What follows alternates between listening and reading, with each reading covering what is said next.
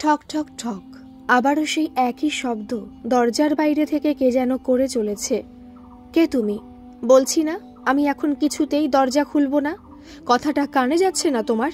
তুমি এখন চলে যাও এখান থেকে এক্ষুনি। আমি তোমার প্রাক্তন রিয়া, দরজা খোলো। কি? প্রাক্তন তুমি? বিশাল জোরে চমকে ওঠে রিয়া, ভয়ানকভাবে কাঁপতে থাকে সে। হাত পা ঠান্ডা হয়ে আসতে থাকে তার, সর্বশক্তি দিয়ে কোনো রকমে জোরে গলা দিয়ে স্বর বার করে ওঠে। তুমি কেন এসেছো এখানে? আমি কতবার করে তোমাকে এই নরকে আসতে বারণ করেছিলাম, তা সত্ত্বেও তুমি তুমি কেন এসেছো এখানে? হঠাৎই বুকের ভেতরে আচমকা তীব্র এক শক খেয়ে রিয়া কান্না ভাঙা গলায় তোতলাতে থাকে। দরজাটা খোলে রিয়া। তো তোমার ভালোবাসার রিয়া মরে গেছে প্রাক্তন। তুমি তুমি আমার ঘরে ঢুকো না। তুমি নিজেকে অপবিত্র করে তুলতে পারো না এইভাবে, কিছুতেই না। আমি তোমাকে কিছুতেই ঢুকতে দেব না। আমি খুলব না দরজা, কিছুতেই না। তুমি চলে যাও প্রাক্তন, প্লিজ তুমি চলে যাও। জোরে বাঁধ ভাঙা কান্নায় ভেঙে পড়তেই রিয়া ভারী গলায় বলে ওঠে প্রাক্তন। রিয়া, দরজাটা খোলো শিগগিরই, তা না হলে আমি দরজা ভাঙতে বাধ্য হব। প্রাক্তন সেন হঠাৎই একদিন তার ভালোবাসাকে হারিয়ে অনেক খোঁজাখুঁজির পরও যখন খালি হাতে ব্যর্থ হয়ে ফিরে এসেছিল আজ থেকে 10 বছর আগে, তখন আবারও গভীর হতাশার মধ্যে ডুবে গিয়েছিল সে। চাকরি বাকরি ছেড়ে দিয়ে সম্পূর্ণভাবে ভেঙে পড়তেই রিয়ার আগের কথাগুলো মনে পড়ে চলতে লাগলো তার। এর আগে একবার বাবা মা যখন হঠাৎ করে অ্যাক্সিডেন্টে প্রাণ হারিয়ে তাকে ফেলে রেখে চলে গিয়েছিল, সেই সময় একমাত্র রিয়াই তাকে নানাভাবে কাউন্সেলিং করে তার লেখার প্রতি উৎসাহ বাড়িয়ে চলছিল। আর সেই লেখাই তাকে একটু একটু করে গভীর হতাশার হাত থেকে বাঁচিয়ে তুলেছিল। রাশিয়া থেকে ফিরে এসেই সে বিয়ে করবে রিয়াকে, ভালোবাসার পূর্ণাঙ্গ স্বীকৃতি দিয়ে উঠবে সে রিয়াকে, কথাও দিয়েছিল। কিন্তু তারপর সেই আঁকড়ে ধরে বেঁচে থাকা ভালোবাসাটুকুও যখন একদিন তাকে ছেড়ে চলে গেল, তখন মহাদেব তাকে সুস্থ করে তোলার জন্য রিয়া দিদির কথাগুলো বারে বারে মনে করিয়ে চলছিল। ও প্রাক্ত দাদাভাই আমার, তুমি যদি সত্যি তোমার ভালোবাসাকে ফিরিয়ে আনতে চাও, তাহলে তোমার ভালোবাসার কথা মতো গল্প লেখায় মেতে ওঠো। দেখবে একদিন না একদিন তোমার এই ভালোবাসা ঠিক তোমার কাছে ফিরে আসবেই। তোমার লেখার জবাব দিয়ে সে ধরা দিয়ে উঠবেই। সত্যিকারের ভালোবাসাকে ভেঙে দেওয়ার সাধ্য স্বয়ং ভগবানেরও নেই। মহাদেবের কথায় উঠে দাঁড়িয়েছিল প্রাক্তন। ধীরে ধীরে গল্প উপন্যাস লেখায় মেতে উঠতে লাগলো সে। দিন নেই রাত নেই লেখাটাকে একরকম নেশায় পরিণত করে উঠল সে। নানাভাবে ভালোবাসার চরিত্রগুলোকে তুলে ধরা, কিছু পাওয়ার আশায় অথবা কিছু না পাওয়ার আশায় মোড়ানো ভালোবাসার কত রূপ ফুটে উঠতে লাগলো তার গল্পের মধ্যে দিয়ে। তার লেখা দিনে দিনে জনপ্রিয় হয়ে উঠতে লাগলো। নানান বই ও ম্যাগাজিনে তার লেখা ছড়িয়ে পড়তে লাগলো। অগণিত পাঠক পাঠিকারা তার লেখা গল্প উপন্যাসের তীব্র ভক্ত হয়ে উঠতে লাগলো। রিয়ার ভালোবাসা ধীরে ধীরে একদিন প্রাক্তন সেন থেকে একজন নামকরা লেখক ধ্রুবতারা সেন হয়ে উঠলেন। 10 বছর কেটে গেল। রিয়া, তুমি কোথায়? একবারটি সাড়া দাও। আর থাকতে না পেরে লেখকের কলম এবারে নিজের অতীতের ভালোবাসাকে জাগিয়ে তুলতে চাইল তার লেখা অসম্পূর্ণ উপন্যাসের মধ্যে দিয়ে। দিন গড়িয়ে মাস গড়িয়ে চলতে লাগলো। 55তম অধ্যায়ে এসে লেখক যখন তার প্রেম ভালোবাসার গভীরতায় পৌঁছে চলছিল, ঠিক তখনই তার ভালোবাসা সাড়া দিয়ে উঠেছিল। অসম্পূর্ণ উপন্যাসটি সেদিনের রিয়ার সাথে কথা বলার পর থেকে আর একটুও লিখে উঠতে পারেনি লেখক ধ্রুবতারা সেন। মাঝপথে বন্ধ করে দিতে হয়েছিল তাকে। 56তম অধ্যায়টা শুরু করতে যাওয়ার আগেই তার কল্পনায় আঁকা অসম্পূর্ণা বাস্তবে ফিরে এসে লেখক ধ্রুবতারা সেনকে শাসিয়ে উঠেছিল। হঠাৎ করে দীর্ঘ 10টা বছর বাদে নিজের পরিচয় জানিয়ে ফোন করে এই উপন্যাসের ইতি টানতে অনুরোধ করে উঠেছিল সে। লেখকের এই পাগলের মতো নিজের ভালোবাসাকে বিভিন্ন রূপে, রঙে ও গন্ধে সাজিয়ে লিখে যাওয়া অধ্যায়গুলোর সাথে তার এই নাম দেওয়া আজকের অসম্পূর্ণ উপন্যাসের কোনোই মিল নেই। সব ভালোবাসা পূর্ণতা পায় না প্রাক্তন, তাই তোমার অসম্পূর্ণাকে সম্পূর্ণ করার কথা কোনোদিনও আর মনে এনো না এ জীবনে। কথাগুলো বলতে বলতে প্রাক্তনের জোর করা অবস্থাতেই কোনো রকমে নিজের ঠিকানাটুকু বলে নিয়ে হাউ হাউ করে কেঁদে উঠেছিল রিয়া সেদিন ফোনটা কেটে দিয়েই।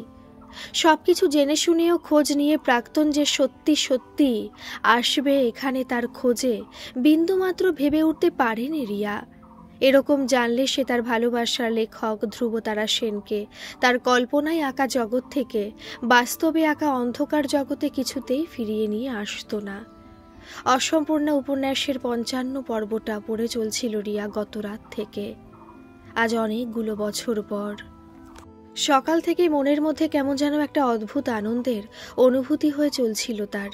মনে হচ্ছিল আজ থেকে ১০ বছর আগের লেখকের ৫৫ পর্বের কল্পনায় আঁকা সেই রিয়াকে সে একবার সাজিয়ে নিয়ে দেখুক না। প্রাক্তনের মনের মতন করে রিয়া আজ সেজে উঠতে পারে কিনা তার এই ৩৫ বছরে পড়তে যাওয়া জন্মদিনে। হঠাৎই কি মনে হতে ঠিক তার ২৪ বছরের জন্মদিনে প্রাক্তন শেষ যেভাবে তাকে দেখেছিল ঠিক সেভাবে সেজে উঠেছিল সে আজ তার জন্মদিনে। লেখক ধ্রুবতারা সেনের ৫৫ পর্বের লেখা অনুযায়ী ভালোবাসা নারী হয়ে উঠবার জন্য হোক না তার কল্পনায় আঁকা, শুধুমাত্র আজকের দিনটার জন্য সে সেই নারী, তাতে ক্ষতি কি? অসম্পূর্ণ উপন্যাসের খুলে রাখা পাতাগুলো ফ্যানের হাওয়ায় উড়ে চলেছে।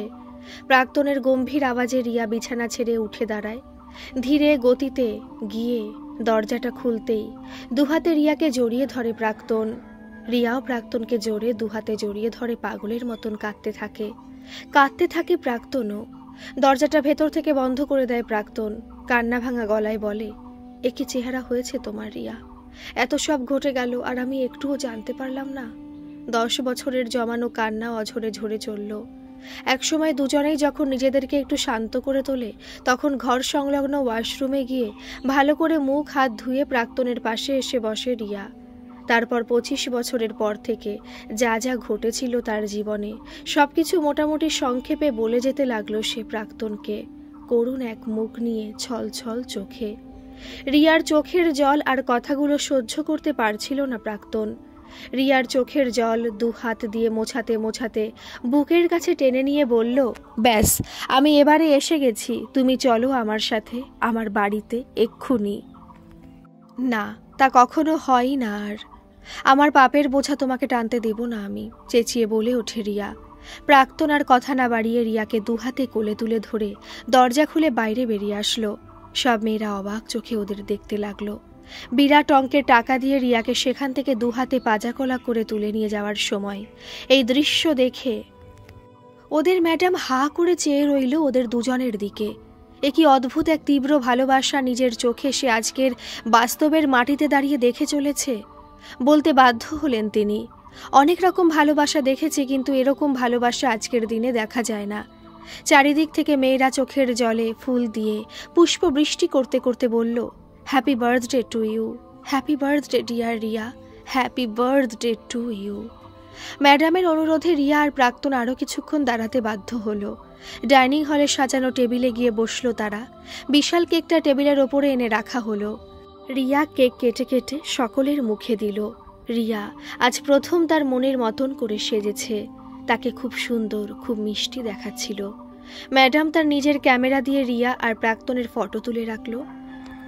রিয়ার গাল টিপে হেসে বলল, তুমি যে এত সুন্দরী আজ এই ৩৫ বছরে পৌঁছেও মনে হচ্ছে সেই ২৫ বছরে প্রথম যেদিন দেখেছিলাম তোমাকে ঠিক সেরকমই রয়ে গেছো তুমি। তারপর থেকে এতগুলো বছরে কোনো দিনও এভাবে দেখিনি তোমাকে। আজ হয়তো আবারও তীব্র ভালোবাসার জোয়ারে তুমি নিজেকে মেলে ধরেছ। তোমাদের ভালোবাসা অটুট হয়ে থাক। একজন প্রস্টিটিউট হোমের ম্যানেজার হয়ে আমি তোমাদের আশীর্বাদ করছি। তোমরা ভালো থেকো, নতুন করে আবার জীবন শুরু করো। জানো তো, ভালোবাসা একদিন আমাদের মতন এই হোমের মেয়েদের সবার ছিল, কিন্তু নানা কারণে সেই ভালোবাসা আর পরিপূর্ণতা পায়নি। সব দিকে রাস্তা যখন হারিয়ে যেতে বসে তখন টাকার অভাবে নিজেদের একমাত্র শরীরটাকে বিক্রি করে দিয়ে আমাদের মতন মেয়েরা তাদের পরিবারকে বাঁচিয়ে তোলার চেষ্টা করে চলে আপ্রাণভাবে। অবশ্য একমাত্র তুমি এখানে ছিলে সম্পূর্ণ আলাদা। তুমি এসেছিলে এখানে একজনের ষড়যন্ত্রের শিকার হয়ে। তারপরই হাত জোর করে প্রাক্তনের দিকে চেয়ে বলে উঠল ম্যাডাম, লেখক ধ্রুবতারা সেন, আপনি একজন নামকরা লেখক হয়ে আজ এখানে এসে উঠবেন শুধুমাত্র আপনার ভালোবাসার খোঁজে, সেটা একেবারে অকল্পনীয়। ভালোবাসা জোরে রিয়াকে ছাড়িয়ে নিয়ে যেতে আপনি যে পরিমাণ টাকার চেক আমাকে লিখে দিয়েছেন, সরি, আমি তা কিছুতেই নিতে পারবো না। সবকিছু কেনাবেচা করা যায়, তবে সত্যিকারের ভালোবাসা নয়। এই নিন আপনার চেক। আর তারপরে রিয়ার হাত থেকে সেই 25 বছর আগের কেড়ে নেওয়া সুইচ অফ করে রাখা মোবাইলটা রিয়ার হাতে ধরিয়ে দিয়ে বলল, ম্যাডাম, তোমরা দুজনে ভালো থেকো। আর সম্ভব হলে ও খুঁজে পেলে ওই অনামিকা দত্ত মানে তোমার বৌদিকে কঠিন থেকে কঠিনতম শাস্তি দিও, এভাবে একটা মেয়ের জীবন নষ্ট করে দেওয়ার জন্য। গড়িয়ে পড়া চোখের জল মুছতে মুছতে কথাগুলো বলে গেল এই হোমের বয়স্কা ম্যানেজার ম্যাডাম অবন্তিকা মজুমদার। এতগুলো বছর ধরে এই আবাসনটাতে থাকতে থাকতে ওদের সকলের সাথে রিয়ার পারিবারিক এক সম্পর্কের মতো গড়ে উঠেছিল। তাই সেদিন আসার সময় চোখের জলে তাকে বিদায় নিতে হয়েছিল সকলের কাছ থেকে। সকলে একে একে এসে কেঁদে কেঁদে জড়িয়ে ধরে তাকে বিদায় জানালো। সকলকে বাই বাই করে নিজের গাড়িতে করে রিয়াকে নিয়ে বাড়ি ফিরল প্রাক্তন। প্রাক্তনের পাশে গাড়িতে বসে রিয়া ভেবে চলল, কেন যাচ্ছি আমি প্রাক্তনের সাথে ওর বাড়িতে? আমার মনের ভেতরে তো কোনো আনন্দ হচ্ছে না। আমার মনের ভালোবাসা কি তবে শুকিয়ে উঠেছে? আমার মনের আনন্দ খুশি সব কেড়ে নিয়ে চলে গেছে তো এতগুলো বছর। জোর করে কি শরীর আর মনের ইন্দ্রিয় শক্তিগুলোকে ফিরিয়ে আনা যায়? তার মনের ভালোবাসা কেন কেন সাড়া দিয়ে উঠতে পারছে না আজ তার ভালোবাসার মানুষটার ডাকে খুশি হয়ে? কেন পারছে না সে আজ তার ভালোবাসার জোর খাটিয়ে প্রাক্তনের মতো একে অপরের পাশে গিয়ে দাঁড়াতে? কে প্রাক্তন? অনেকদিন আগেই তো সে হারিয়ে গেছে আমার মন থেকে।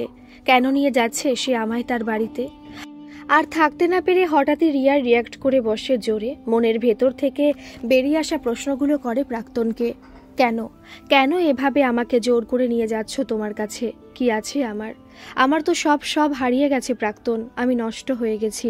আমাকে এভাবে নিয়ে যেও না। আমার সাথে থাকলে তোমার যেটুকু মান সম্মান এতদিনে গড়ে তুলেছিলে সব নষ্ট হয়ে যাবে। নিয়ে যেও না আমাকে। যেখানে পড়েছিলাম সেখানে ফিরিয়ে দিয়ে এসো আমাকে প্লিজ প্রাক্তন, প্লিজ। কোনো কথা আর না বাড়িয়ে চুপচাপ থেকে ঝড়ের বেগে গাড়ি চালিয়ে রিয়াকে নিয়ে এসে বাড়িতে ঢুকলো প্রাক্তন। মহাদেব রিয়াকে দেখে আটকে উঠল। এ কি চেহারা হয়েছে তোমার মা? রিয়া কেঁদে চলল দুহাতে মুখ ঢেকে। মহাদেবকে প্রাক্তন সব কথা চোখের জলে খুলে বলল। মহাদেব শুনে হাউ হাউ করে কাঁদতে লাগলো। জানো তো মা, কত কেঁদে কেঁদে দিনরাত এক করে ভগবানকে ডেকে গেছি এতগুলো বছর ধরে, শুধুমাত্র তোমায় ফিরে পাবার জন্য। আমার প্রাক্ত ভাইয়ের ভালোবাসার তো কোনো খাত ছিল না মা। তাই ঈশ্বরের প্রতি বিশ্বাস নিয়ে বসে থেকে শুধু দিন গুনছিলাম কবে তুমি সাড়া দিয়ে উঠবে। নিজের ভালোবাসাকে খুঁজে পেয়ে সে আবার তোমায় কাছে টেনে নেবে। এভাবে হতাশার অন্ধকারে ওকে তুমি আর ফেলে শাস্তি দিও না রিয়া মা। দুহাত তুলে ঈশ্বরকে প্রণাম জানালো মহাদেব ছলছল চোখে। এবারে দুজনকে অন্তত এক করে দাও, আর কিছু চাই না আমি তোমার কাছ থেকে।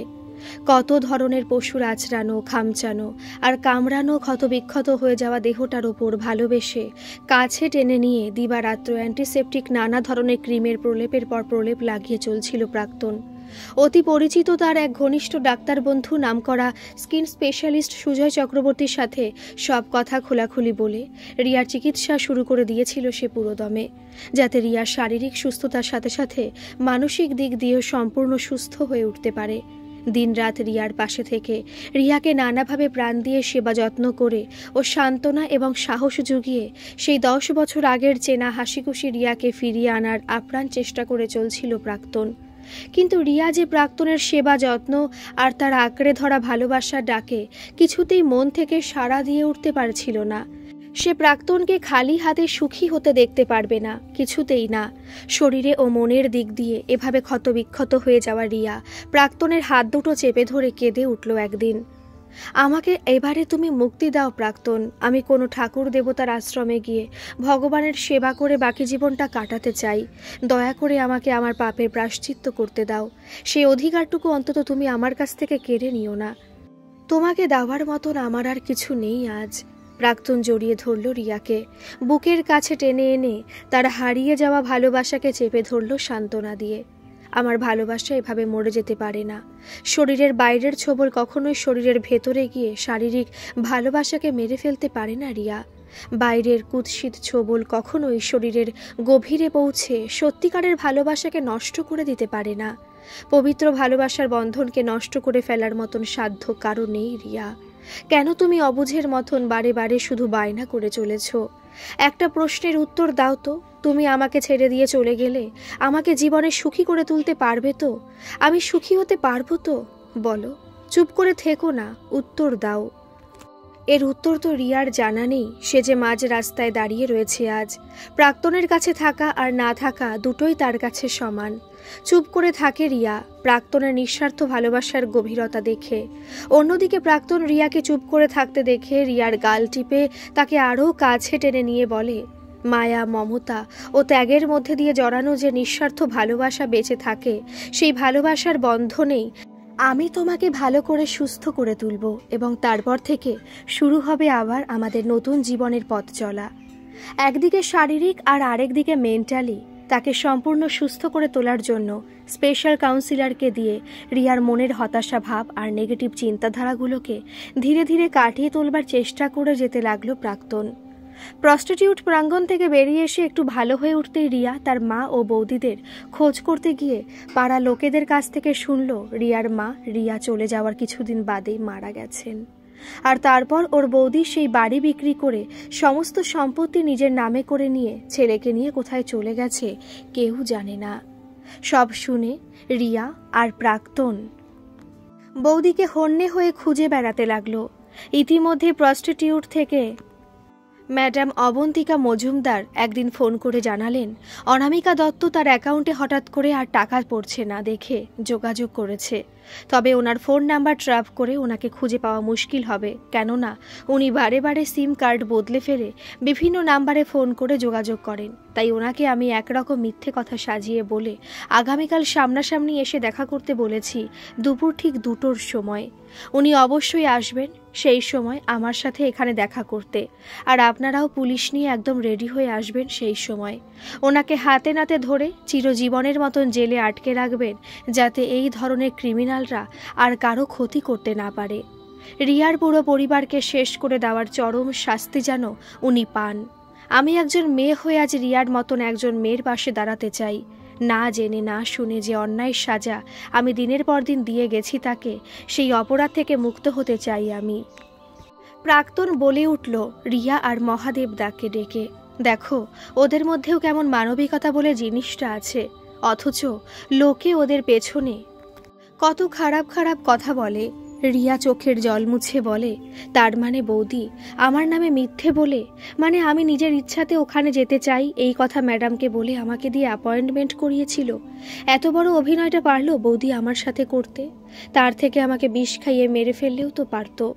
এই পাপের বোঝা আমাকে বইতে হতো না এতদিন ধরে। ছি ছি বৌদি, তুমি আমাদের পুরো পরিবারটাকে ধ্বংস করে দিলে। আমার সাধা শীতে দাদাকে তুমি জেলে পাঠালে খারাপ কাজ করতে বাধ্য করে। হাত কড়া পরিয়ে পাড়ার সকলের সামনে দিয়ে টানতে টানতে পুলিশ এসে আমার দাদাকে হাজতে নিয়ে পড়ল। এত বড় শখটাকে সামলাতে না পেরে আমার বাবা চলে গেলেন। মা অসুস্থ অবস্থায় বিছানায় পড়ে রইল, আর তারপর তুমি শেষ বড় ছোবলটা মারলে আমার ওপর দিয়ে। এত সুন্দর একটা অভিনয় করে তুমি কি সুস্থ মনের মানুষ নাকি? মেয়েদের নামে কলঙ্ক। তোমার এই পাপের শাস্তি ওপরওয়ালাই তোমাকে দেবেন। এবারে তোমার পাশে তোমার স্বামী আর ছেলেও থাকবে না। সব কিছু জানতে পারলে তুমি দেখে নিও। তীব্র রাগে ফেটে পড়ল মহাদেব, সাথে সাথে আঙুল নেড়ে বলে উঠল, একবার ধরা পড়ুক ওই মহিলা, তারপর ঈশ্বর যেন ওকে তিলে তিলে কষ্ট দিয়ে মারেন। ওই সব মহিলা মেয়ে মানুষের নামে এক কলঙ্ক, কাল নাগিনী সাপ সে। ওই মহিলার ফাঁসি হওয়া দরকার। ম্যাডামের কথা মতো পরদিনই পুলিশ নিয়ে গিয়ে অনামিকা দত্তকে অ্যারেস্ট করা হয় ও জেলে ঢোকানো হয়। রিয়ার দাদা ও ওদের ছেলে বুবাই ছুটে এসেছিল খবরটা পেয়েই। অনামিকা এতদিন ধরে ওদেরকে মিথ্যা বলে এভাবে জঘন্য রোজগার করে তার পরিবারটাকে টাকা পয়সায় ভরিয়ে তুলেছিল। কথাটা শুনেই অনামিকাকে ডিভোর্স পেপার পাঠিয়ে দেবে জেলের ভেতরেই অনামিকার সামনে দাঁড়িয়ে বলে উঠেছিল রিয়ার দাদা রাজীব দত্ত। আর 17 বছরের বুবাই তার মায়ের সামনে দাঁড়িয়ে বলে উঠেছিল কোর্টে, কে এই মহিলা? আমি একে চিনি না, নিয়ে যান ওনাকে আমার চোখের সামনে থেকে।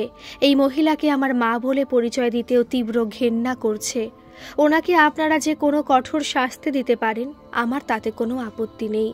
বুবাইয়ের কথায় অনামিকা চিৎকার করে কেঁদে বলে উঠল, বুবাই, তোদের জন্য আমি এত কিছু করলাম, আর তুই আজ আমাকে এভাবে অপমান করে কথা বলছিস? বুবাই জোরে বলে উঠল আঙুল তুলে, তোমার পাপের টাকা দিয়ে বড় করে তুলেছ আমাকে। আর কি বলেছিলে মনে আছে? আমি যখন রিয়া পিসির কথা তোমায় বারে বারে জিজ্ঞাসা করতাম, তুমি বলেছিলে আমাকে রিয়া পিসি দাদু মরে যাওয়ার পর বাড়ি ছেড়ে একদিন কোথায় পালিয়ে গেছে আরেকজন লোকের সাথে। আমি কত কাঁদতাম তখন রিয়া পিসি পিসি করে। তুমি তখন আমায় বকতে, মারতে রিয়া পিসির নাম নিলেই। মনে পড়ছে সেসব দিনের কথা? তারপরই মহিলা পুলিশের দিকে চেয়ে বুবাই বলে ওঠে, আপনারা দাঁড়িয়ে আছেন কেন এখনো পর্যন্ত এখানে? ওনাকে গড়াদের ভেতরে নিয়ে যান শীঘ্রই। কঠিন থেকে কঠিনতম শাস্তি দিন ওনাকে। সেদিনের সেই 7 বছরের বুবাই আজ এত বড় হয়ে গেছে। চমকে উঠল বুবাইকে দেখে রিয়া। দাদাকে আর বুবাইকে জড়িয়ে ধরে বলল, তোরা ভালো থাকিস রে। প্রাক্তন পাশ থেকে বলে উঠল, মানে ওরা আবার ওই বাড়িতে ফিরে যাবে নাকি? কখনোই না। ওই পাপের টাকায় নেওয়া বাড়ি ছেড়ে তোমরা দুজনে আমাদের বাড়িতে চলে এসো। রিয়ার ভালো লাগবে আর তোমাদেরও। রাজীব আসতে রাজি হচ্ছিল না প্রথম দিকে, বলছিল ওরা অন্য ছোট একটা বাড়ি ভাড়া নিয়ে থাকবে, কিন্তু রিয়া আর প্রাক্তন অনেক অনুরোধ করার পর সেই বাড়ি বিক্রি করে দিল তারা। সেই টাকা ওই প্রস্টিটিউট হোমে ডোনেশন করে দিয়ে রিয়া আর প্রাক্তনের জোরালো অনুরোধে তাদের বাড়িতে আসতে বাধ্য হলো শেষ পর্যন্ত। ওরা সকলে মিলে একসাথে হওয়ার পর মহাদেব দিনক্ষণ দেখে মন্দিরে পুরোহিত ডেকে রিয়া আর প্রাক্তনের বিয়ে দিল, খুবই ছোট করে। শুধুমাত্র প্রাক্তনের বন্ধু ও তার স্ত্রী উপস্থিত ছিল সেখানে। মালা বদলের পর প্রাক্তনের পরানো সিঁদুর রিয়ার সিঁথিতে জলজল করে উঠল। সেখানে ম্যারেজ রেজিস্ট্রিও করে নিল তারা। অন্যদিকে লেখক ধ্রুবতারা সেনের অসম্পূর্ণ উপন্যাসটা আধখাপছা হয়ে পড়ে রয়েছে দেখে তার অগণিত পাঠক পাঠিকার দল ফোন করে চলতে লাগলো। মহাদেব বারে বারে বলে চলছিল ফোন ধরে, স্যারের মন ভালো নেই, এখন কথা বলতে পারবেন না। তবুও কোনো কোনো পাঠিকা লেখকের সাথে ডাইরেক্ট কথা বলতে চান বলে বারে বারে অনুরোধ করতে থাকায় বাড়ির ফোনের সুইচটাকেই অফ করে রাখে মহাদেব রাগের চোটে। চারিদিকে লেখক ধ্রুবতারাকে নিয়ে সোশ্যাল মিডিয়াতে নানান ধরনের লেখালেখি চলতে লাগলো। মিডিয়ার লোকেরা খবর পেয়ে লেখক ধ্রুবতারা সেনের বাড়িতে এসে দাঁড়ালো। বাড়ির গেটকিপারকে দিয়ে জোর করে গেট খুলিয়ে তাদের ডাকে চিৎকারে মহাদেব অনেক বারণ করা সত্ত্বেও ধ্রুবতারা সেন বেরিয়ে এলেন দরজা খুলে বাইরে। চারিদিক থেকে একের পর এক প্রশ্নের বাণ এসে তাকে চেপে ধরল। কেন আপনি মাঝপথে এভাবে আপনার লেখা অসম্পূর্ণ উপন্যাসটা বন্ধ করে দিলেন? আপনি কি কোনো সমস্যায় ভুগছিলেন? কেন আপনি কিছু না জানিয়ে এভাবে উপন্যাসের মাঝপথে এসে হঠাৎ করে থেমে গেলেন? আপনি আপনার পাঠক পাঠিকাদের এভাবে হতাশ করলেন কেন? এভাবে প্রশ্নের পর প্রশ্ন ভেসে আসতে থাকাকালীনই লেখক ধ্রুবতারা সেন হাত জোর করে নমস্কার জানিয়ে বললেন, আমার অসম্পূর্ণ উপন্যাসের ভালোবাসা নায়িকা হারিয়ে গিয়েছিল মাঝপথেই। প্রায় অনেক দিন বাদে আমার ভালোবাসা নায়িকাকে অতি কষ্টে এতদিনে খুঁজে পেয়েছি আমি। তাই এবারে পরবর্তী অধ্যায়গুলোতে আমি আমার ভালোবাসার অসম্পূর্ণকে সম্পূর্ণ করে তোলার চেষ্টা করে তুলব, কথা দিচ্ছি আপনাদের। আশা করি আপনারা এই ব্যাপারে আমার পাশে থাকবেন এবং এই উপন্যাসটাকে সম্পূর্ণ করে তুলতে আমাকে আরেকটু সময় দেবেন। একজন লেখক তার গল্প উপন্যাস লিখতে গিয়ে গল্পের বিভিন্ন চরিত্রগুলোর মধ্যে ঢুকে গিয়ে তাদের মনের প্রতিটা কোনায় কোনায় যে সুপ্ত অনুভূতিগুলো নিয়ে তারা বেঁচে থাকে, সেই অনুভূতিগুলোকে তুলে ধরে কিছুটা মনের কল্পনা আর কিছুটা বাস্তবের পরিস্থিতির মধ্যে দিয়ে গল্পটাকে এগিয়ে নিয়ে চলেন। লেখকের মনের এই অনুভূতিগুলোর সাথে বাস্তবের মানুষদের মনের অনুভূতিগুলো যখন মিলে যায়, তখনই তারা সেই লেখকের অতি প্রিয় হয়ে ওঠে এবং গল্পের পরবর্তী অধ্যায়গুলোর জন্য অপেক্ষা করতে থাকে। সেটা আমি বুঝতে পারছি, কিন্তু লেখকদের তো একটা জীবন আছে, তারাও তো একজন মানুষ। তাদের জীবনের সত্যিটাকে আঁকড়ে ধরে লিখতে গিয়ে যদি মাঝপথে হঠাৎ করে তাদের কলম থেমে যায়, কোনো কারণে হোঁচট খেয়ে ওঠেন, তাহলে বুঝতে হবে অন্যদের আনন্দ সুখ দিতে গিয়ে তারা হয়তো নিজেরাই কোনো না কোনো তীব্র আঘাতের শিকার হয়ে গভীর হতাশার মধ্যে দিয়ে ডুবে চলেছেন। আশা করি ব্যাপারটা আপনাদের বোঝাতে পেরেছি। ধন্যবাদ। দুহাত জোর করে সকলকে নমস্কার জানিয়ে লেখক ধ্রুবতারা সেন ঘরের ভেতরে ফিরে এলেন। সবকিছুর আধো আধো উত্তর পেয়ে মিডিয়ার লোকেরা ফিরে গেল। সোশ্যাল মিডিয়ার থেকে পাওয়া খবর চারিদিকে ছড়িয়ে পড়ল। তার সাথে লেখকের ভালোবাসা নায়িকাকে জড়িয়ে টকঝাল মিশিয়ে নানান কেচ্ছা, নানান গল্প ছড়িয়ে পড়তে লাগলো বিভিন্ন পেপারে ও টিভির চ্যানেলগুলোতে। এর কিছুদিনের মধ্যেই বুবাই খুব ভালো একটা চাকরি নিয়ে দিল্লি চলে গেল। রাজীবও এই বয়সে তার ছেলের সাথে থাকতে চাইছিল। রিয়া পিসিকে খুব ভালোবাসত বুবাই। পিপি বলে ডাকত সে ছোট থেকেই। পিপির কাছে আসার পর থেকেই পিপির কষ্টটাকে সে আর নিয়ে উঠতে পারছিল না। পিপিকে প্রায় সান্ত্বনা দিয়ে চলতো সে। আজকাল টিভির 2-1টা ভালো চ্যানেল আর 2-1টা ভালো পেপার ছাড়া আমি তো আর সেরকম পড়ার বা দেখার মতন তেমন কোনো নিউজ খুঁজে পাই না পিপি সেখানে। বাদবাকি পেপার বা চ্যানেলগুলোতে সব ব্যবসায়ী কম্পিটিশনে নেমে পড়ে, কে কার চেয়ে বেশি জনমত গড়ে তুলতে পারবে সেই চেষ্টাই শুধু করে চলেছে। এই সব চ্যানেল ও পেপারগুলো উল্টোপাল্টা মিথ্যে খবর রটিয়ে ভালো গসিপ করার সুযোগ করে জনগণের ভোট আদায় করার চেষ্টা করে, বুঝেছ? তা নয়তো মিডিয়ার মাধ্যমে এসব ব্যবসা চলবে কি করে? আরেকটা হলো ইউটিউব, যেখানে নানান ধরনের কিছু না কিছু চাঞ্চল্যকর ঘটনাকে কেন্দ্র করে মিথ্যে আজগুবি গল্প বানিয়ে মানুষকে মন্ত্রমুগ্ধের মতো টেনে রাখে। এর মধ্যে নানান পলিটিশিয়ানরাও জড়িয়ে আছে, সেসব তুমি বুঝবে না। কিন্তু বুবাই, ঘটনাটা তো সত্যি। চোখের জলে রিয়া বলে উঠতেই বুবাই পিপির চোখের জল মুছিয়ে রাগে উত্তেজিতভাবে বলে ওঠে, কি সত্যি পিপি? কোনটা সত্যি? আধা জেনে আধা শুনে তার উপর মিথ্যে রং চড়িয়ে জনগণকে আকর্ষণ করা বা এই ধরনের নোংরা ব্যবসা বাড়িয়ে পয়সা উপার্জন করার নাম সত্যি? রিয়া একটু চুপ থেকে দুহাতে মুখ ঢেকে ফুপিয়ে কেঁদে ওঠে, বুবাই, আমার কিচ্ছু ভালো লাগে না রে, এভাবে বেঁচে থাকতে আমার আর ভালো লাগছে না। বুবাই চোখের জলে দুহাতে পিপিকে জড়িয়ে ধরে, তুমি নিজেকে বিশ্বাস করো তো পিপি, নাকি তোমার নামে যারা মিথ্যে বদনাম রটিয়ে বেড়াচ্ছে তাদেরকে বেশি বিশ্বাস করো? কোনটা? বুবাইয়ের মুখের দিকে করুণ চোখে চেয়ে থাকে রিয়া, নিজের অজান্তেই চোখ দিয়ে তার জল গড়িয়ে চলে। পিপি, তুমি তো আগে কত সাহসী ছিলে, এক হাতে কত কিছু সামলেছ এক সময়। তুমি পারবে না এই মিথ্যে অপবাদের হাত থেকে মনের জোরে বেরিয়ে এসে লেখক ধ্রুবতারা সেনের পাশে এসে দাঁড়াতে, যার লেখার সম্মান আর জনপ্রিয়তা আজ দিকে দিকে ছড়িয়ে পড়েছে শুধুমাত্র তোমার জন্য, তার ভালোবাসার দামটুকু দিতে? যাদের নিজেদের ওপর সম্পূর্ণ কনফিডেন্স আছে তারা এসব দিকে ফিরেও তাকায় না, কেয়ারই করে না তারা পেছনে কে কি বলে চলেছে বা রটিয়ে বেড়াচ্ছে। একমাত্র তারাই জীবনে সাকসেসফুল হয়। তোমাকে আমার একটাই রিকোয়েস্ট পিপি, তুমি গল্পের বই পড়তে ভালোবাসো, সেটা নিয়েই থাকো, আর সম্ভব হলে সাইকোলজিতে মাস্টার্সটা কমপ্লিট করার চেষ্টা করো। নিজেকে ব্যস্ত রাখো পিপি। প্রাক্তন পিশোর মতন মানুষ হয় না, উনি সবকিছু অগ্রাহ্য করে তোমায় কাছে টেনে নিয়েছেন মাথা উঁচু করে। কতখানি ভালোবাসার ওপর বিশ্বাস থাকলে পরে মানুষ এটা করতে পারে জানো? বুবাই, সত্যি অনেক বড় হয়ে গেছিস রে, তুই কত কিছু আজ বুঝতে শিখে গেছিস। গড়িয়ে পড়া চোখের জল মুছতে মুছতে বলে উঠল রিয়া। বুবাইরা চলে যাওয়ার পর থেকে বুবাইয়ের কথাগুলো মাঝে মধ্যেই মনে পড়ত রিয়ার। সব কিছুকে ভুলে যাওয়ার জন্য গল্পের বই নিয়ে বসতো।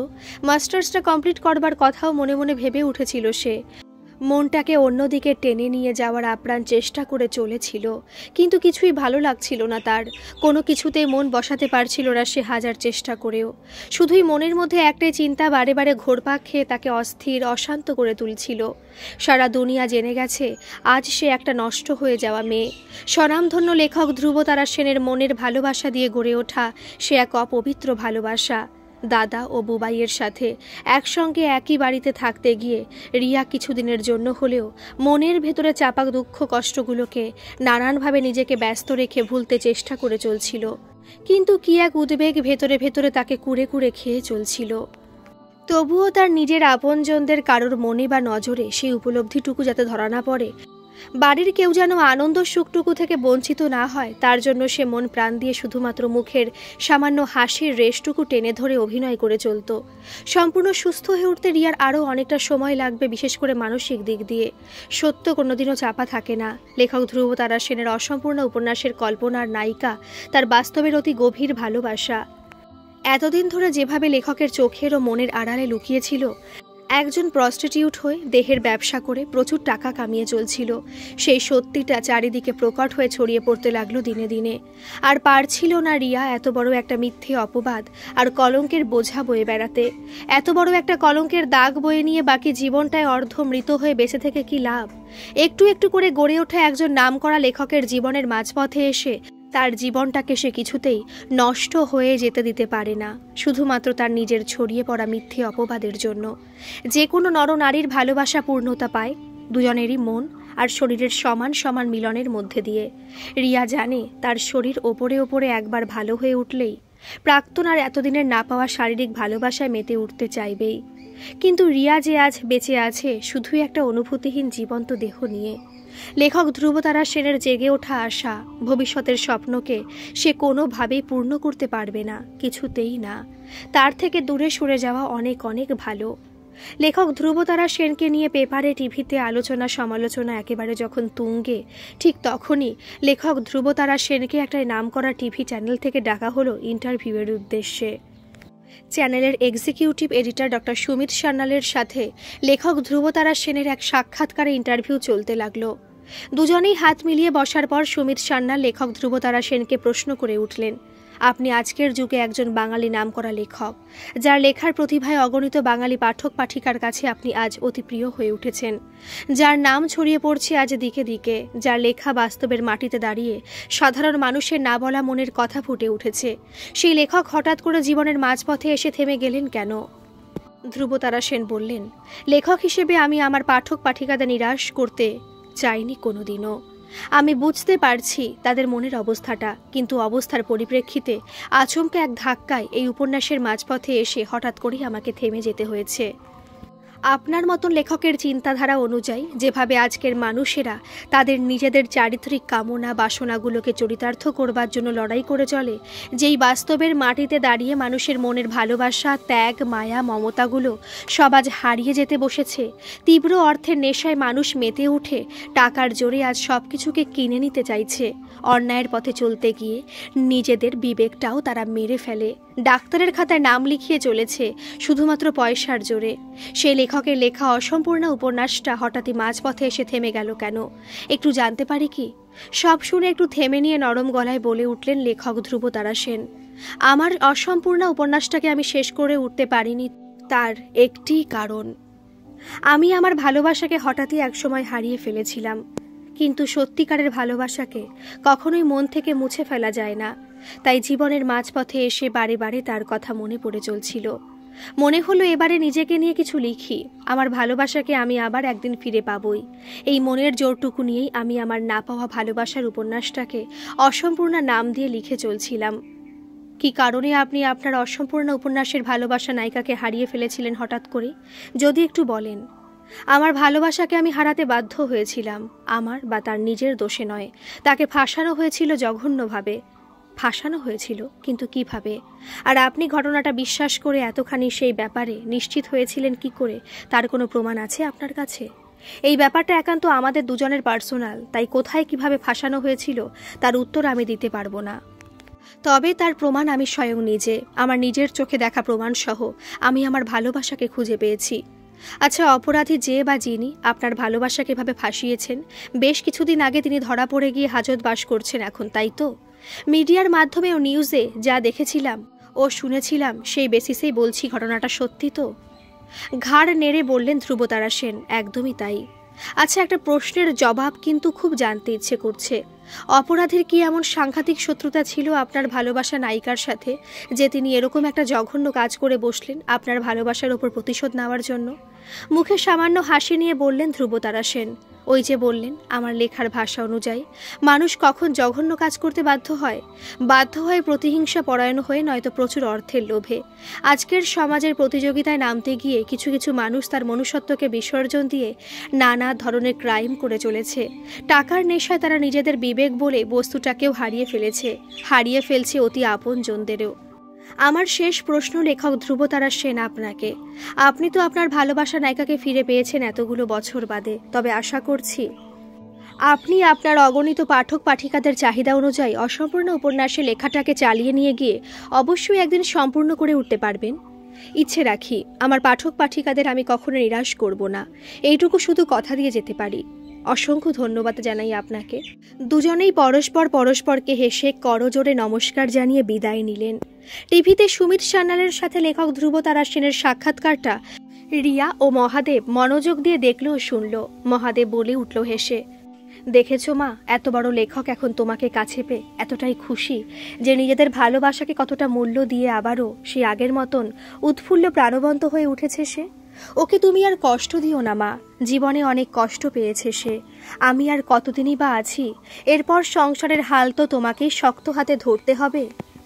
রিয়া চমকে উঠল মহাদেবের কথাগুলো কানে যেতেই, সাথে সাথে বলে উঠল, কোথায় যাবে তুমি? তোমার এমন কোনো বয়স হয়নি যে এসব কথা মুখে এখনই আনতে হবে। পরক্ষণে মনে মনে বলে উঠল রিয়া, চলে তো যাব আমি, কাছে পড়ে থেকেও কিছু দিতে না পারার চেয়ে দূরে চলে যাওয়াই সবচেয়ে ভালো চিরদিনের মতো। তাতে হয়তো বেশ কিছুদিন খুবই কষ্ট হবে প্রাক্তনের, কিন্তু তার থেকেও বেশি কষ্ট পাবে প্রাক্তন এতদিন ধরে প্রাণ দিয়ে সেবা যত্ন করে সুস্থ করে তোলা তার ভালোবাসার কাছ থেকে প্রত্যাশা অনুযায়ী কিছুই না পেলে পরে। এত বড় দাগটা দিয়ে রিয়া তার ভালোবাসাকে কিছুতেই ঠকাতে পারবে না। লেখক ধ্রুবতারা সেনকে উঠে দাঁড়াতেই হবে, আবারও মনের হতাশা কাটিয়ে উঠে শক্ত হাতে কলম ধরতে হবে তাকে। তার প্রিয় পাঠক পাঠিকাদের ডাকে তাকে সাড়া দিয়ে উঠতেই হবে। লেখকের এত বড় প্রতিভা আমি কিছুতেই নষ্ট হতে দেব না। রিয়া, চলো আমরা দূরে কোথাও ঘুরে আসি। পাহাড়ে যাবে? তুমি তো পাহাড় খুব পছন্দ করো আমি জানি। রিয়া একটু চুপ করে থেকে শান্ত গলায় বলে, শরীরটা এখনো আমার পুরোপুরি সারেনি গো। এতটা ধকল যে আমার সহ্য হবে না। এটা তোমার মনের রোগ। তুমি এখন মোটামুটি সুস্থ, মানসিক ও শারীরিক দুদিক দিয়েই। বাইরে ঘুরতে গেলে মনটা আরও ঝরঝরে হয়ে উঠবে। শোনো, কলকাতার জলবায়ু এখন অনেকটাই দূষিত হয়ে পড়েছে বিনা কারণে আমাদেরকে ঘিরে। চলো দূরে কোথাও ঘুরে আসি, ফ্রেশ হয়ে আসি। হঠাৎই প্রাক্তনের কথায় রিয়া কি বলবে ভেবে উঠতে না পেরে চুপ করে থাকে। হাসি মুখে প্রাক্তন বললে চলে, ওরে বাবা ডার্লিং, তুমি বাড়িতে যেমন আছো ঠিক সেরকমই থাকবে রেস্টে। সুজিত বলল, রিয়া এখন অনেকটাই বেটার, এবারে তোরা বাইরে গিয়ে একটু বেরিয়ে আয়, শরীর মন দুটোই ঝরঝরে হয়ে যাবে। রিয়া একটু চিন্তা করে কি ভেবে বলল, এই মাসটা থাক, এটা ভাদ্র মাস, পরের মাসে যাব, তখন পুজো আসছে, ভালো ওয়েদারে ঘুরতে ভালো লাগবে। বাবা, তুমি আবার দিনক্ষর মাস এসবও মানো নাকি? তা তো জানতাম না। যথা আজ্ঞা মহারানী। মহাদেব জোরে বলে উঠল, ঠিকই তো বলেছে সে, ভাদ্র মাসে কেউ কোথাও আবার যায় নাকি বেড়াতে? তবে আমার একটা শর্ত আছে, মহাদেব দাও যাবে আমাদের সাথে। রিয়া বলে উঠতেই মহাদেব চেঁচিয়ে উঠল, কি? তোমার কি মাথাখানা একেবারে গেছে? তোমরা হানিমুন চলেছ, আর এই বুড়ো বয়সে আমিও তোমাদের সাথে ল্যাংচাতে ল্যাংচাতে চলবো? মহাদেবদা, রিয়ার কথাই শেষ কথা, তুমিও যাবে আমাদের সাথে। গম্ভীর মুখে প্রাক্তন বলে উঠতেই মহাদেব হেসে ওঠে, ও তাহলে তোমার ওই ন্যাকামার্কা মেয়েগুলোর, তোমার ওই অসংখ্য ভালোবাসার ভক্তগুলো আর ফোনগুলো ধরে মেসেজ রাখবে কে শুনি? রিয়ার মুখে তখন এক ফোঁটা হাসির ঝলক দেখা দিল মহাদেবের কথা শুনে। মহাদেব আরও বলে চলে, জানো তো রিয়া দিদি ভাই, তোমার এই ভালোবাসার প্রাক্তন একেই তো এত বড় একজন লেখক, তার ওপর এত সুন্দর সুপুরুষ চেহারা, এত সব দেইখা ওই সব ভক্তিময়ী পাঠিকার দল মৌমাছির মতন শুধু ভো ভো ভো ভো করতে থাকে ফোনে লেখকের সাথে অযথা দুটো কথা বলার জন্য। কতগুলো মেয়ে ফোনে প্রেম নিবেদন করছে, তারে জিজ্ঞাসা করো তো। ও মহাদেবদা, তুমি আর কথা খুঁজে পেলে না, তাই না? তারপরই প্রাক্তন হেসে রিয়াকে জড়িয়ে ধরে বলল মহাদেবের সামনে, এই তো আমার আসল প্রেম ভালোবাসা সব কিছু। তুমি ভাবলে কি করে একে ভুলে গিয়ে আমি ভো ভো করা মৌমাছিদের ডাকে সাড়া দেব? তাহার জানি না, সেই জন্যই তো তুমি হতাশায় কতদিন ভুগছিলা। রিয়া দিদির কথা বলে বলে তোমার মনে কত উৎসাহ যোগাইছিলাম, তাই তো তুমি কলম ধরছো আবার। দেখতে দেখতে ভাদ্র মাস পেরিয়ে আশ্বিন মাস পড়ে গেল। দার্জিলিং যাওয়ার ফ্লাইটের টিকিট বুকিং সব কনফার্ম হয়ে গেল। দার্জিলিং যাচ্ছে ওরা তিনজনে বেড়াতে দিন 15 জন্য। কলকাতায় ফিরে এসে আবারও লেখা নিয়ে বসবে লেখক ধ্রুবতারা সেন। লেখাটাকে তো শেষ করতেই হবে, অনেকদিন ধরে মাঝপথে পড়ে রয়েছে। ডেট অনুযায়ী ঠিক সময় মতন ফ্লাইট ধরে দার্জিলিংয়ে এসে পৌঁছলো তারা দিনের বেলাতেই। আগে থেকেই ভালো পরিবেশে সুন্দর একটা হোটেল, দুটো পাশাপাশি রুম বুক করে রেখেছিল প্রাক্তন। একটাতে সে আর রিয়া থাকবে, আরেকটাতে থাকবে মহাদেবদা। হোটেলে গিয়ে স্নান টানান সেরে একটু ফ্রেশ হয়ে নিয়ে ঠিক সন্ধ্যের দিকে হোটেলের গাড়ি বুক করা আছে। সকলে মিলে একটু এদিক ওদিক ঘুরে রেস্টুরেন্টে খাওয়া দাওয়া সেরে নিয়ে একেবারে হোটেলে ফিরবে তারা ঠিক হলো। প্রাক্তন রিয়াকে আজ নিজের হাতে একটা সুন্দর সিল্কের শাড়ি পছন্দ করে পরিয়ে দিল। প্রাক্তনের পছন্দ মতো রিয়া আজ শাড়ি গয়নাতে সেজে উঠল। প্রাক্তনের পুরুষাঙ্গের স্পন্দন রিয়া টের পাচ্ছিল যখনই দুজনে খুব কাছাকাছি হতে লাগলো, অথবা রিয়াকে যখন দুহাতে জড়িয়ে ধরে গালে চুমু খেত প্রাক্তন, কিন্তু রিয়া তার শরীরের ভেতর থেকে বিন্দু মাত্র সাড়া পায় না। প্রাক্তনের স্পর্শে মনে হয় পুরো শরীরটাই তার প্যারালাইজড হয়ে গেছে, কোনো রকম সেন্স নেই আজ তার শরীরে। বেরোনোর সময় মহাদেব রিয়া দিদিকে দেখে চমকে ওঠে, তোমাকে যে আজ কত সুন্দরী না দেখাইতেছে, প্রাক্ত দাদা ভাই সাধে কি আর তোমারে চোখে হারায়? বাইরে ঘুরে বেরিয়ে রেস্টুরেন্টে খাওয়া দাওয়া সেরে নিয়ে হোটেলে ফেরার সময় প্রাক্তন প্রচুর রজনীগন্ধার স্টিক ও গোছা গোছা গোলাপ কিনল। রিয়া বুঝতে পারছে প্রাক্তন আজ রাতে তাদের ফুলসজ্জার আয়োজন করতে চলেছে। মনে মনে এর গন্ধই টের পেয়ে চলছিল রিয়া। দার্জিলিংয়ে আসার নামে প্রাক্তনের হাব ভাবে, ওরে বাবা আজ অসম্ভব ভিড় ফুলের দোকানে। কোনো রকমে মহাদেব শুদ্ধ একটা বড় ব্যাগ ভর্তি করে ফুলগুলো নিয়ে গাড়িতে উঠতে যাবে।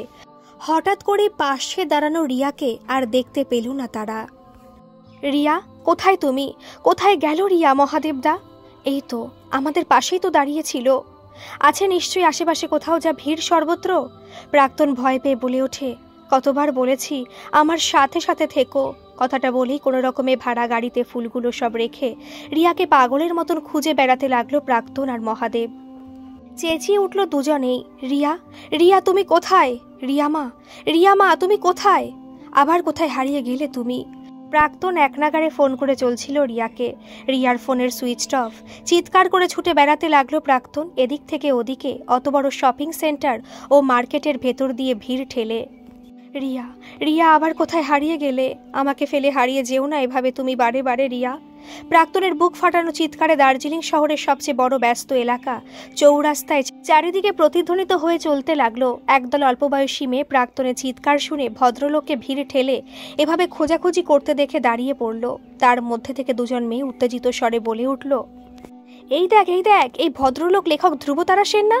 হ্যাঁ ঠিক বলেছিস তো, ইনি তো সেই লেখক ধ্রুবতারা সেন। সেদিন টিভিতে ইন্টারভিউ দিচ্ছিলেন ওনার অসমাপ্ত হয়ে থাকা অসম্পূর্ণ উপন্যাসটাকে নিয়ে। এখনও এই বয়সে ভদ্রলোক কেমন হ্যান্ডসাম দেখতে, তাই না?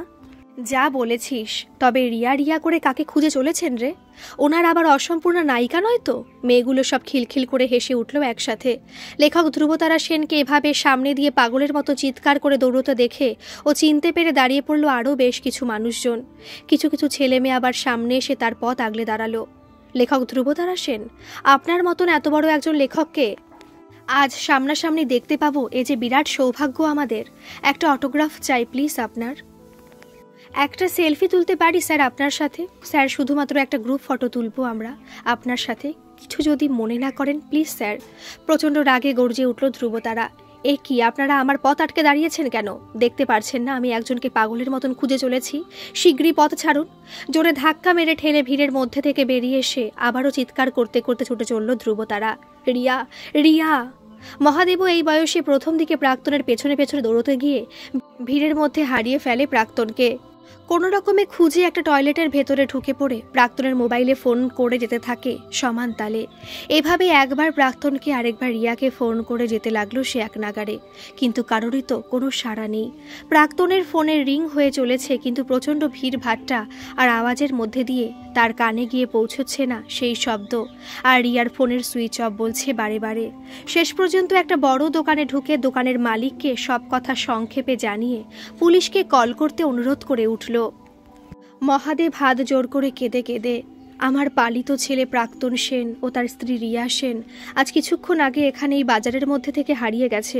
আমি তাদের বাড়িরই অতি আপনজন, ওদের দেখাশোনা করি। এখানে বেড়াতে এসেই আজ এই এত বড় বিপদটা ঘটল।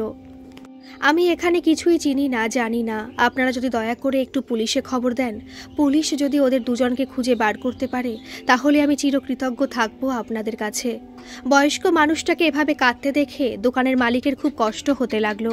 ইনি তো তার প্রায় বাবারই বয়সী হবেন। এই তো কিছুদিন আগে সে তার বাবাকে হারিয়েছে।